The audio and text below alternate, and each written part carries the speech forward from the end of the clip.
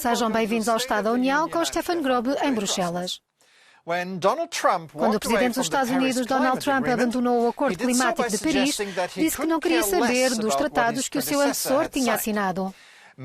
Muitos críticos disseram que era uma clara violação do Pact Sunt Servanda, frase em latim que significa os acordos devem ser mantidos, um princípio fundamental do direito internacional. O governo britânico foi ainda mais longe esta semana quando anunciou que quer alterar o Tratado de Saída do Reino Unido da União Europeia, já ratificado.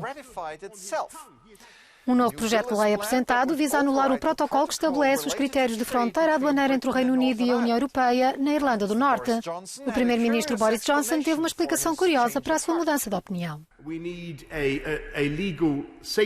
Precisamos de uma rede de segurança legal para proteger o nosso país contra interpretações extremadas ou irracionais do protocolo que podem levar à criação de uma fronteira no mar da Irlanda. Interpretações extremadas ou irracionais, mas foi ele próprio que aprovou o tratado. Com consequência, a confiança da União Europeia no Reino Unido está nas últimas. Tal ficou bem claro na declaração do primeiro-ministro irlandês. Obviamente, há grande preocupação quando um governo começa a afastar-se unilateralmente dos acordos que assinou. É algo inquietante em qualquer lugar do mundo. E, como eu disse, levanta questões sobre a confiança no princípio da adesão aos acordos internacionais que já foram celebrados.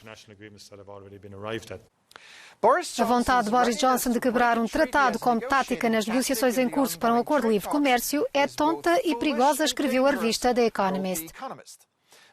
Esta crise pode ser usada como desculpa para levar ao fracasso das negociações e impedir um acordo entre as partes. Tal seria um risco para a recuperação económica que a União Europeia está penosamente a orquestrar. Contudo, graças ao enorme plano de estímulo económico desenhado em Bruxelas, a União Europeia poderá estar bem posicionada para competir economicamente com o resto do mundo, incluindo com o Reino Unido.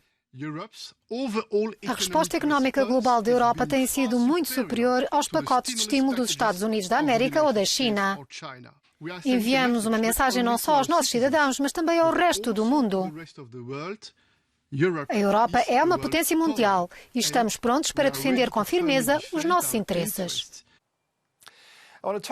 Vou falar agora sobre recuperação económica com Thies Peterson, economista na Fundação Bertelsmann. Seja bem-vindo ao programa. Muito obrigado. A pandemia de Covid-19 causou uma enorme recessão económica global. Mas diz que já há sinais de recuperação, em particular na Europa. Quais são esses sinais? Existem alguns sinais de esperança para a economia da Europa. Houve uma queda acentuada da produção industrial em março e abril, mas em maio e junho a produção industrial foi aumentando ao ritmo de 10% ao mês. E há bons sinais no resto do mundo, nomeadamente na China, que ultrapassou o fundo do poço económico no primeiro trimestre de 2020, registrando no segundo trimestre um grande aumento do produto interno bruto. E isso é positivo para a economia europeia, porque agora as empresas podem aumentar as exportações para a China. No entanto, na Europa existem dois cenários bem diferentes. A Alemanha, por exemplo, está a sair-se melhor do que o resto da Europa. Por quê?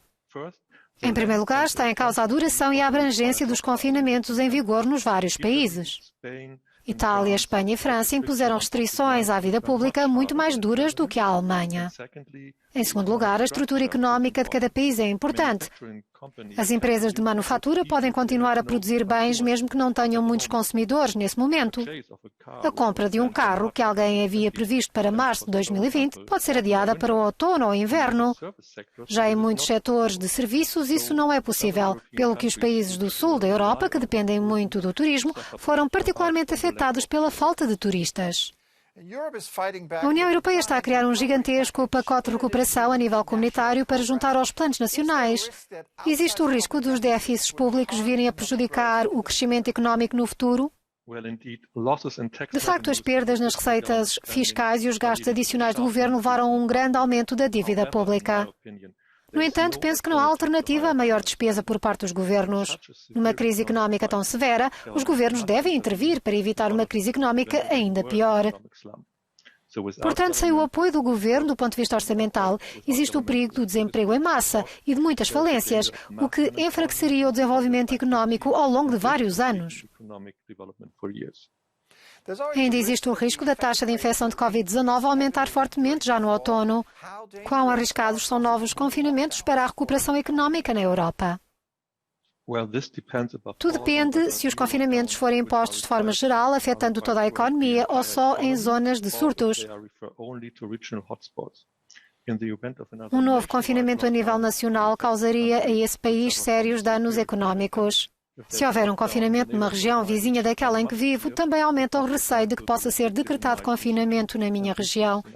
Essa incerteza tem um impacto negativo na procura dos consumidores, no emprego e no investimento. Obrigado, Thies Peterson, consultor na Fundação Bertelsmann.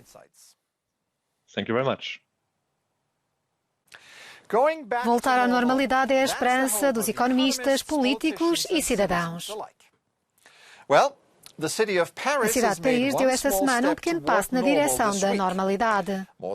Mais de um ano depois do incêndio que devastou a Catedral de Notre-Dame, em abril de 2019, o monumento foi aberto ao público pelo menos numa parte. A cripta arqueológica abriu as suas portas para exibir uma exposição que encanta os amantes da história e simples curiosos. A mostra é dedicada a duas figuras centrais da Catedral. O escritor Victor Hugo, que criou a personagem do Sineiro Corcunda num livro de 1831. E o arquiteto Eugène Viollet-le-Duc, que projetou a torre mais alta que foi destruída pelas chamas. A parte principal da catedral permanece fora do alcance dos visitantes enquanto decorrem os trabalhos. Termina aqui esta edição com Stefan Grobe. Obrigado por ter assistido. Tenha uma boa semana.